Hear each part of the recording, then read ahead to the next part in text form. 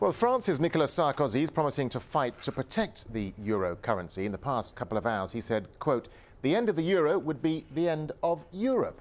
It's not the only pressing issue facing the leader. 2011 is the year that France heads the G8 group of global powers, which Mr. Sarkozy hopes will boost his flagging popularity at home. Well, here to talk about that and more is the French commentator Nabila Ramdani. Nabila, as we saw in the Sarkozy speech, he defended the euro and effectively the whole ethos of the euro. I mean, do ordinary French people agree with him? I mean, given the battering the euro has taken?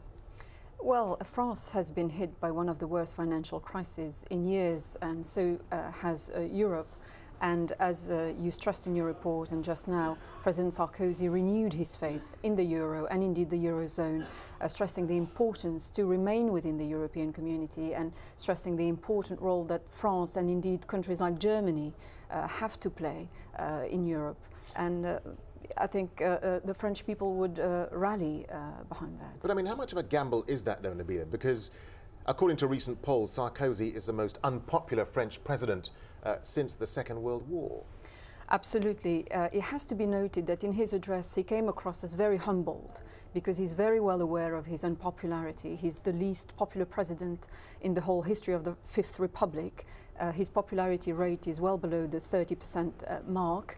And he's also well aware of the fact that he has failed to reform France into turning it into a modern, competitive economic power as he promised to do when he was elected in 2007. And a recent poll actually showed that he was voted by the French public as the most irritating politician and his wife as the most smackable celebrity. But in spite of all that, he didn't come across as defeated. He's very much you know, he's a consummate politician. He thrives on power, and he's determined to be re-elected in 2012. And of course, one of those big problems that Sarkozy faced was, of course, the pension crisis. He tried to reform pensions in France. I mean, how damaging was that for him politically? I think that I would see it as one of his fortes, actually. Remember, he portrayed himself as, you know, a tough politician, radical politician in 2007. He presented himself as France's answer to Margaret Thatcher, determined to curb the unions, lower taxes and reform France profoundly.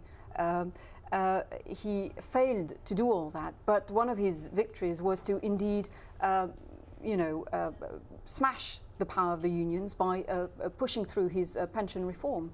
Now, a lot more needs to be done for him to be seen as indeed a politician who's delivering on his promises. And that's an interesting point you make, because he's got all these big plans, these big ambitions for financial reforms in 2011.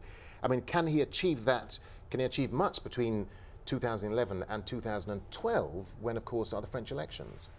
It's going to be very tricky, and it has to be noted that the French public has lost confidence in him.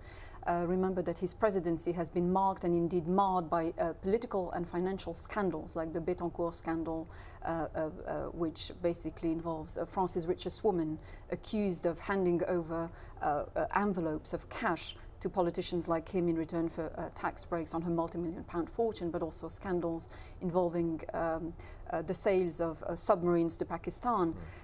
He also came across as, he's remembered as a populist president who, failing to sort out the socio-economic problems of his country, resorted to themes like the national identity debate, banning of the burqa, deporting of the gypsies, for example. And this could be a dangerous game in the long term, as it led to the rise of National Front votes. Well, he clearly has a lot to do. Nabila Ramdani, thank you very much indeed for talking to us.